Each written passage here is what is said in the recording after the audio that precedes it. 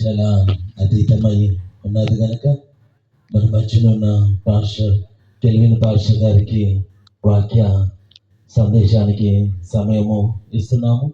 సంఘ బిడ్డలందరూ కూడా ఆసక్తితో వాక్యాన్ని వినవలసిందిగా ప్రేమపూర్వకంగా కోరుచున్నాము.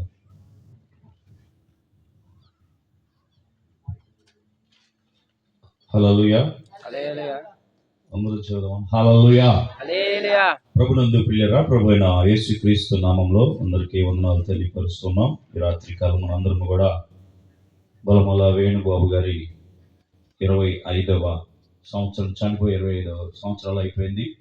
సో జ్ఞాపకార్థ కూటము మనం ఏర్పాటు చేసుకున్నాం ఇక్కడ. సో దేవుని ఆరాధించడం, ఏదైనా మనము దేవుని యొక్క సన్నిధి ఇక్కడ ఉన్నది. ఎక్కడ ఇద్దరు ముగ్గురు చేరి ఆయన నామంలో స్తుతిస్తారో అక్కడ దేవుడు ఉంటాడని ఆయన చెప్తున్నాడు. సో ఆయన ఉన్నటువంటి స్థలంలో మనందరం కూడా మన బాధలు, శ్రమలు, కష్టాలు, పనులు, వేదనలు అన్నీ కూడా ప్రక్కన పెట్టి దేవుణ్ణి స్తుతిస్తే అది ఎంతో మంచిది. దేవుణ్ణి ఆరాధిస్తూ ఉండగా నిజంగా ఉద్యోగంగా ఆరాధిస్తూ ఉంటే ఎంతో ఆనందముగా ఉంటుంది, సంతోషంగా ఉంటుంది. ఎంతమంది మీలో దేవుణ్ణి ఆరాధించాలని ఆశపడుతున్నారు? చేతులు ఎత్తండి. చాలా మంది ఎత్తట్లేదు, తేలేదు కదా. దేవుణ్ణి ఆరాధిస్తూ ఉంటే మనకి ఎంతో ఉద్యోగముగా ఉంటుంది కదా. ఆరాధించుదామా? ఇప్పుడు దాకా ఆరాధించాం కదా అంటారా? సో దేవుణ్ణి ఆరాధిస్తే చాలా ఉత్సాహముగా ఉంటుంది.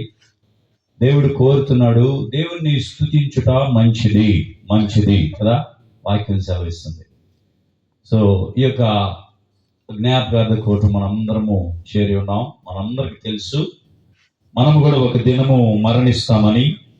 ఈ భూలోకం అంతా కూడా ఒక దినము కాల్చబోతూ ఉన్నది, కాలిపోబోతుంది ఒక దినము.